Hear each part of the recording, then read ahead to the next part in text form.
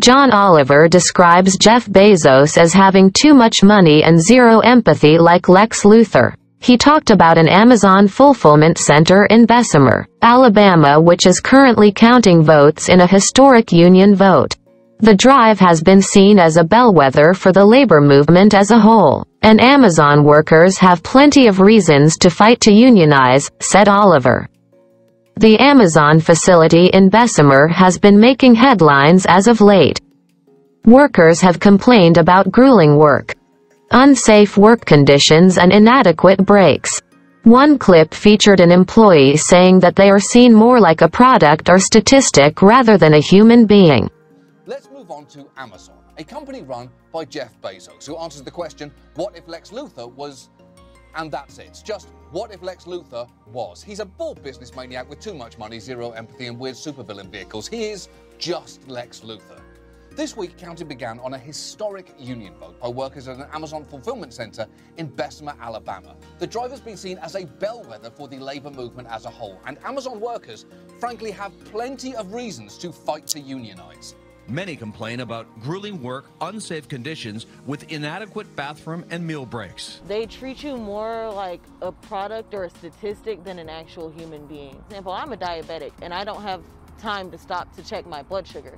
They have just constant quotas. And if you can't get done what they want you to get done, then you have no worth inside of their system. That's terrible. And the fact that Amazon workers are demoralized is something that you already knew, but it doesn't get any less upsetting no matter how many times you're reminded. It's like hearing that Dennis Quaid's new wife is younger than his son, or that Helena Bonham Carter has never won an Oscar, or that no one has ever cleaned a single water park. Seriously, when has a water park ever felt clean to you? Open to close, it's full of filthy kids pissing themselves down scalding plastic slides into recycled water, and nighttime is when the employees fuck in the tubes. How would cleaning it even work? What are they going to do? Drain the lazy river every night? Of course not. You're swimming in the piss of thousands of people, many of whom have long since died. Just deal with it. And while we don't know the results of this vote yet, it is worth looking at just how hard Amazon has fought it. They've apparently been sending workers up to 5 text messages per day, discouraging them from joining the union. They've also held mandatory meetings that disparage unionization. And then there is this. Something I've never ever seen before in writing about labor for 25, 30 years. They have anti-union posters in the bathroom stalls. You know, when you go to the bathroom, who want to look at that? Yeah, nobody. Nobody wants to look at anti-union propaganda in the bathroom. The only thing worse to see while you're taking a dump in a workplace bathroom stall is an empty toilet paper roll or Kevin Spacey. How did you get in here? Get out! I'm shitting, Kevin! And speaking of bathroom breaks, we've talked before about how Amazon workers have said that they've had to forego them to keep up with crushing quotas, and some delivery drivers have reportedly resorted to urinating in bottles.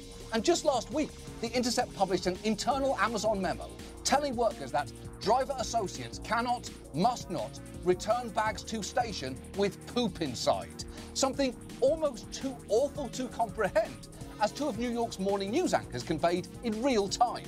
Some cases, employees defecating in bags. Come on! It's morning time. People having their coffee and cereal right now. This is one of those things, Lori, I'm not so interested in knowing all the details. What, because then they come deliver your package? Yeah. Yeah, it's a revolting story. Nobody wants to endure a bag of shit over breakfast. That's why Piers Morgan no longer has a job.